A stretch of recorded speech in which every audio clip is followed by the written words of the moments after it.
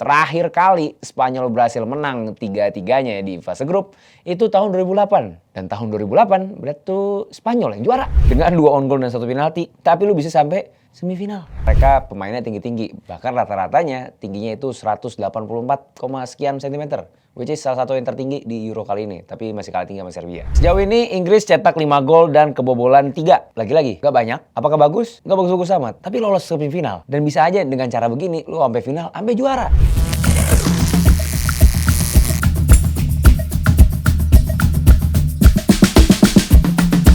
Selamat datang di Airplay, di mana kita akan membahas seputar olahraga walaupun tetap banyakan sepak bola. Oke, Euro kali ini sudah mencapai semifinal. Tersisa 4 tim dari 24 tim yang ada tadinya. Ya, 4 tim ini adalah Inggris, Belanda, Prancis, dan juga Spanyol. Kira-kira siapa yang akan mendapatkan title Euro 2024? Siapa yang bawa pulang piala itu? Oke, kita akan membahas satu persatu perjalanan mereka sampai ke semifinal Euro 2024 ini. Dimulai dari yang di atas kertas, Spanyol akan memenangkannya. Mungkin secara permainan Spanyol ini sangat-sangat mungkin memenangkan Euro 2024. Gimana enggak? Di fase grup dia ketemu Italia, Kroasia, dan Albania. Dan fase grup dibabat habis, menang tiga-tiganya. Terakhir kali Spanyol berhasil menang tiga-tiganya di fase grup itu tahun 2008. Dan tahun 2008 berarti tuh Spanyol yang juara. Apakah hal itu akan terjadi lagi? Gak ada yang tahu. Sejauh ini Spanyol sudah mencetak 11 gol dan kebobolan 2 gol. Which is sebuah angka yang bagus banget gitu dibanding tim-tim lainnya atau di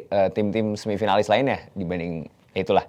Dalam fase knockout sendiri, Spanyol menang melawan Georgia 4-1 di 16 besar. Dan terakhir menang 2-1 sampai extra time melawan sang tuan rumah Jerman. Itu Sunderland Merino gokil parah sih.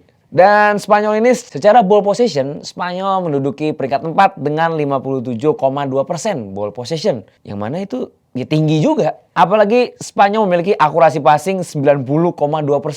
Mantap bos akurasi passingnya. Spanyol sendiri juga mencatatkan shot on target terbanyak dibanding Inggris, Prancis, dan Belanda dengan total 36 shot on target. Dan 11-nya jadi gol. Udah gitu Spanyol juga mencatatkan 81 chance creation. Jadi dia membuat kesempatan untuk pencetak gol itu udah bikin 81 kali dan 11-nya menjadi gol. Which is bagus. Spanyol meraih 3 clean sheet. Sejauh ini Spanyol juga mendapatkan 3 clean sheet dan Spanyol juga adalah tim dengan total kartu terbanyak yaitu 11 kartu dan foul terbanyak yaitu 74. Ya itu sebenarnya catatan yang kurang bagus tapi setidaknya sampai semifinal kan. Dan untuk pertama kalinya timnas Spanyol berhasil mengalahkan tim tuan rumah sejak 1934 di turnamen mayor.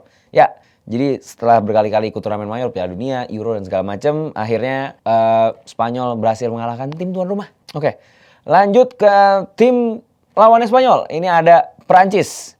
Prancis biar tiris gol tetap jadi calon finalis. Gimana dia memulai fase grup melawan Austria, Belanda, dan Polandia ya di grup itu. Dan sejauh ini Prancis tidak mengalami kalahan di fase grup karena seri 2 kali.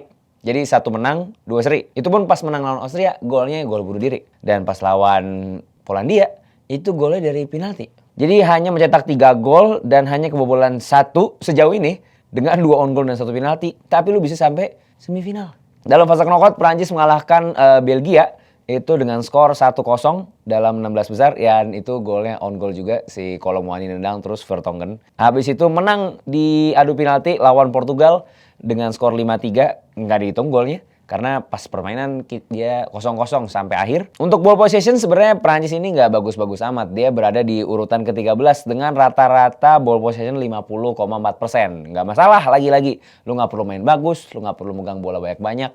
Selama lu akhirnya lolos, yang penting masuk semifinal, final, ataupun juara. Shot on target untuk Prancis ini melakukan 21 shot on target dan 7 dengan chance creation 77. Nggak jauh beda sama Spanyol, tapi urusan defense ini Prancis jauh lebih solid. Bahkan dia jadi tim dengan clean sheet terbanyak, yaitu 4 clean sheet. Ini di antara keempat semifinalis ya. Dan foul-nya juga bisa dibilang paling sedikit dengan mencatatkan 51 foul. Jadi urusan bertahan atau tidak kebobolan Prancis lebih unggul. Tapi kalau urusan bikin chance, bikin gol segala macamnya, Spanyol lebih unggul. Nah ini mereka berdua bakal ketemu nih, kira-kira siapa yang bakal lolos? Apakah penyerangan atau pertahanan? Atau bahkan mungkin Prancisnya akhirnya bisa nyetak gol. Dengan open play ya, nggak dari penalti, nggak dari bunuh diri.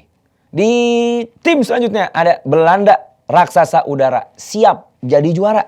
Siap nggak ya jadi juara? Memulai fase grup melawan Austria, Prancis, dan Polandia. Karena Belanda segrup juga sama Prancis. Nah, dan mereka lolos dari peringkat 3 terbaik. Kalau kata Coach Justin, ini blessing in disguise.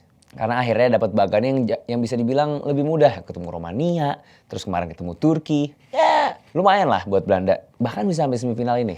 Dan secara catatan, ini merupakan semifinal pertama Belanda di Euro sejak 2004. Dan ini merupakan semifinal turnamen mayor pertama Belanda sejak 2014. Jadi terakhir tuh untuk Euro terakhir di 2004. Dan untuk di turnamen mayor itu di 2014, berarti Piala Dunia ya. Belanda mencatatkan Inggris yang jumlahnya sama kayak Inggris, yakni 2 clean sheet. Terus Belanda memiliki akurasi passing yang nggak nyampe 90%, hanya 88,6%. Mungkin ini yang bikin Koci kadang kalau misalnya live reaction agak kesel ya. Di fase knockout, Belanda berhasil menang besar 3-0 mengalahkan Romania. Habis itu main 90 menit aja menang 2-1 melawan Turki yang spam crossing mulu. Dan kalau misalnya dilihat, Belanda ini crossingnya tuh banyak banget. Ya, dan harusnya nggak kaget kenapa Belanda banyak crossing karena mereka pemainnya tinggi-tinggi. Bahkan rata-ratanya tingginya itu 184, sekian sentimeter. Which is salah satu yang tertinggi di Euro kali ini. Tapi masih kalah tinggi sama Serbia. Jadi urusan duel udara, Belanda bisa jadi jagoannya. Dan terakhir kita ada tim kebanggaan Inggris yang main dengan magisnya. Bayangin aja, mainnya bisa dibilang sampai sekarang. Bukan cuma gue yang ngomong, komentar-komentar kalian dan mungkin mata-mata kalian juga lihat yang nonton Inggris. Pilihannya kalau nggak ngantuk, kesel, dan lain-lain. Tapi tetap lolos. Jadi buat fans-fans Inggris, lu nggak usah harap main bagus. Lu harap menang aja lah. Dan di grup C, Inggris ini satu-satunya tim yang berhasil menang di fase grup itu. Ya, itu grup nggak jelas sih secara poin, tapi akhirnya Inggris yang juara grup. Dan ya, satu-satunya kemenangan Inggris itu pas lawan Serbia. Sejauh ini Inggris cetak 5 gol dan kebobolan 3. Lagi-lagi, gak banyak. Apakah bagus? Gak bagus-bagus amat. Tapi lolos ke semifinal. Dan bisa aja dengan cara begini, lu sampai final, sampai juara. Di fase knockout, Inggris menang melawan Slovakia dengan skor 2-1. Dan itu harus clutch dari Jude Bellingham dulu. Dan akhirnya ada gol cepat di babak extra time dari Harry Kane. Habis itu berhasil mengalahkan Swiss di babak adu penalti dengan skor 5-3 setelah bermain imbang 1-1. Dan di antara semifinalis lainnya, Inggris ini memiliki shot on target paling rendah, yakni 16. Dan lagi-lagi, nggak perlu main bagus, nggak perlu apa-apa. Yang penting lolos, yang penting menang. Bahkan lolosnya Inggris ke semifinal ini lewat adu penalti merupakan kali pertama mereka... Bahkan lolosnya Inggris ke semifinal... Dengan lolosnya Inggris ke semifinal, Gareth Southgate sudah mendapatkan 2 semifinal Euro. Yang mana itu kalau dijumlahin sama manajer-manajer Inggris sebelum Gareth Southgate, itu jumlahnya sama. Cuma 2. Jadi apakah Gareth Southgate merupakan solusi dari Inggris ini? Apakah Gareth Southgate harus diperpanjang kontraknya? Dan lolosnya Inggris lewat adu penalti ini adalah kali pertama mereka berhasil mencetak gol di kelima-limanya. Jadi 5 kesempatan tendangan penalti, 5-5-nya masuk. Ini untuk pertama kalinya ternyata. Well, kita semua tahu lah Inggris sama adu penalti sering kali. Dan kali ini cukup menjanjikan. No pressure.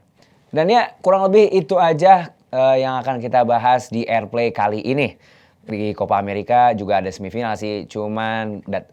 Ya kurang lebih itu aja di Airplay kita kali ini. Ya kurang lebih itu aja Airplay kita kali ini. Sampai bertemu minggu depan. Let's go.